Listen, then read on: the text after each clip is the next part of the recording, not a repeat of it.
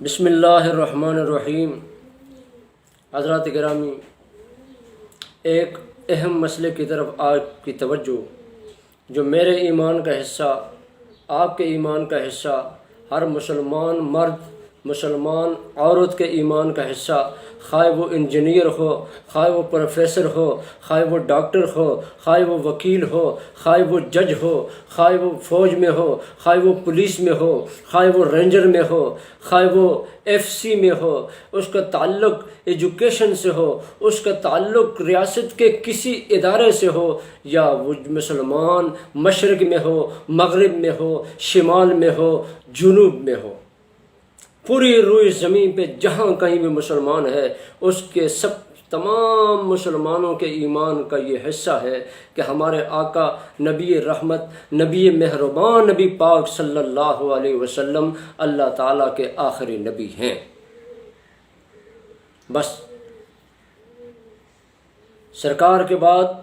کوئی نبی نہیں، نبوت کا دروازہ آقا کریم کے بعد ختم۔ اب اگر کوئی دعویٰ کرے میں نبی ہوں، یاد رکھیے گا دجال ہو سکتا ہے، کذاب ہو سکتا ہے، جھوٹا ہو سکتا ہے، وہ لعنتی ہو سکتا ہے، مگر وہ اللہ کا نبی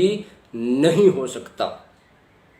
مرتد ہو گیا، چلا گیا دین سے، بدتر بن گیا وہ، اور اس کو ماننے والا، اس کی تعریف کرنے والا،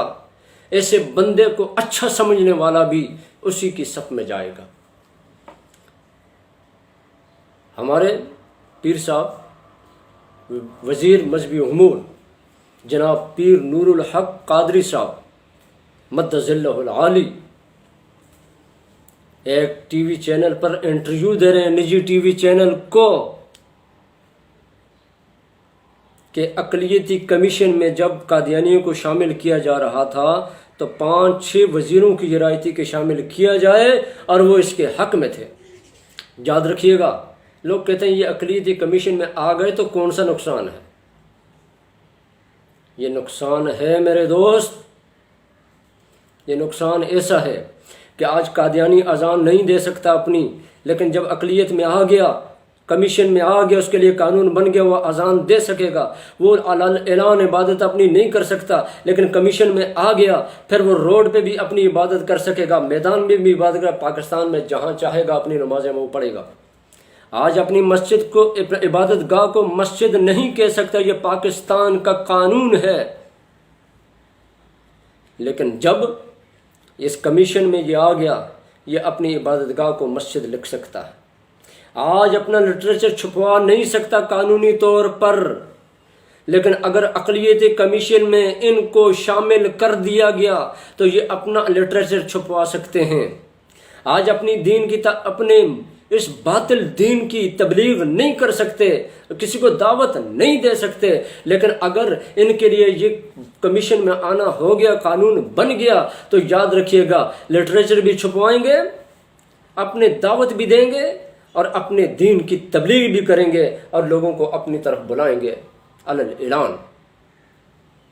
آج یہ وزیر نہیں بن سکتے، مشیر نہیں بن سکتے، اسمبلی کا الیکشن نہیں لڑ سکتے، نہ نیشنل اسمبلی کا، نہ صوبائی اسمبلی کا، نہ چیئرمین، نہ سینٹ کا کوئی الیکشن، نہ یہ کونسلر۔ لیکن جب کمیشن میں آ گئے تو پھر یہ سب کچھ بن جائیں گے، پھر کرتے کرتے یہ آپ کے ملک کے بڑے عہدے پر فائز ہو سکتے ہیں۔ یہ کوئی معمولی بات نہیں، یہ چھوٹا جو شوشہ چھوڑا گیا یہ چھوٹا نہیں، اس کے پیچھے بہت بڑی سازش ہے میرے دوست، بہت بڑی سازش ہے۔ اس سازش کو ناکام بنانا صرف عزیز الحق کا کام نہیں، اس سازش کو ناکام بنانا صرف رفیق کا کام نہیں، صرف یوسف کا کام نہیں، صرف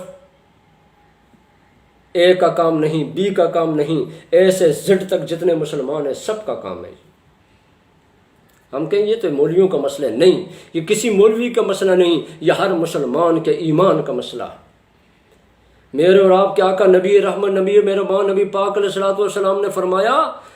انا خاتم النبیین لا نبی بعدی، لا نبی بعدی، فرمایا میں اللہ کا آخری نبی ہوں، میرے بعد کوئی نبی نہیں۔ کوئی نبی نہیں سرکار کریم علیہ الصلوۃ والسلام کے بعد۔ تو اب کوئی آدمی چپ بیٹھے گھر میں، چلو یہ مولویوں کا مسئلہ ہے، نہیں، یہ دال روٹی کا جھگڑا ہے، نہیں، یہ پیسے کا جھگڑا ہے، نہیں، یہ جائیداد کا جھگڑا ہے، نہیں، یہ ہمارے ایمان کا مسئلہ ہے، ایمان کا مسئلہ ہے۔ اور یاد رکھیے گا، علامہ اقبال نے یہ کہا کہ در دل مسلم مقام مصطفیٰ، ہر مسلمان کے دل کے اندر پیارے مصطفیٰ کریم صلی اللہ علیہ وسلم کا ادب ہوتا ہے، احترام ہوتا ہے، آقا کریم کی تعظیم ہوتی ہے۔ اور آگے کہا آبور ما زنا میں مصطفیٰ، یہ ہمارے پاس جو کچھ بھی ہے، ہماری عزت ہے، ہمارا مقام ہے، ہمارا بولنا ہے، ہمارا اٹھنا ہے، ہمارا بیٹھنا ہے، ہمارا چلنا ہے، یہ ہماری ساری آبرو یا رسول اللہ آپ کے نام کی برکت سے ہے۔ گرد تو گردد حریم کائنات، دنیا کی عزتیں، دنیا کا مقام، دنیا کا وقار، یا رسول اللہ یہ سارے کا سارا یہ آپ کی برکت سے۔ آبروئے ما جنام مصطفیٰ، آگے فرماتے ہیں کہ ہمیں مقام ملا تو ہمارے اپنا اس میں کوئی کوشش نہیں، ہماری کوئی طاقت نہیں، یہ آپ کے نام کی برکت سے سب کچھ ہے۔ آبروئے ما جنام مصطفیٰ، ہماری عزت پیارے مصطفیٰ کے نام کی برکت سے۔ اور پھر شیخ سعدی رحمۃ اللہ علیہ، یا صاحب الجمال و یا سید البشر من وجهك المنیر لقد نور القمر لا يمكن الثناء كما كان حقه بعد از خدا بزرگ توئی قصہ مختصر۔ اللہ تعالیٰ کے بعد مصطفیٰ کریم علیہ الصلوۃ والسلام کی تعریف اور آپ کی ذات ہے۔ بس آقا کی شان تو یہ ہے کہ زمین و زمان تمہارے لیے، مکین و مکان تمہارے لیے، چنین و چنا تمہارے لیے، دہن میں زبان تمہارے لیے، بدن میں ہے جان تمہارے لیے، ہم آئے یہاں تمہارے لیے، اٹھیں بھی وہاں تمہارے لیے۔ میرے آقا صلی اللہ علیہ وسلم کی تو شان یہ ہے، خدا تیرا خدا ہے، تو خدا کا پاک بندہ ہے، خدا تو تو نہیں، نور خدا ذل خدا تو ہے، تیری تعریف میں جتنا بڑے تجھ کو شایع ہے، فقط ایک ناروا یہ ہے کہ یوں کہیے خدا تو ہے۔ ہمارے آقا کی شان تو یہ ہے کہ اللہ کی سرتا بقدم شان ہے یہ،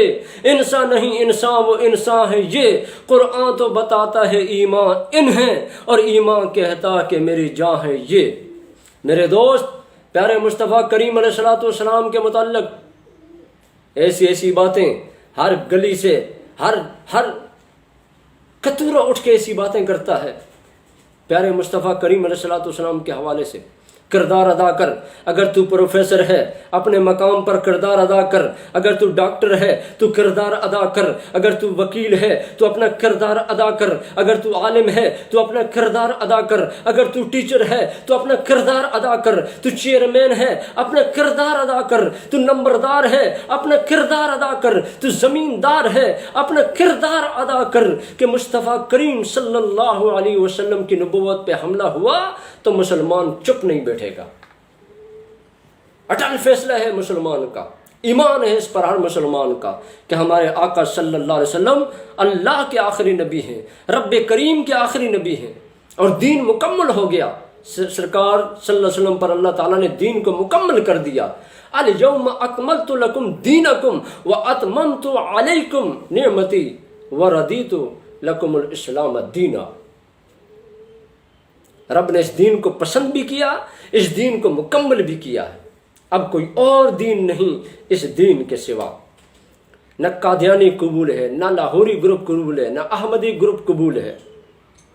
نہ یہودی قبول ہے، نہ عیسائی قبول ہے، بس ایک مذہب، ان الدین عند اللہ الاسلام، بے شک اللہ تعالیٰ کے نزدیک بہترین دین اسلام ہے،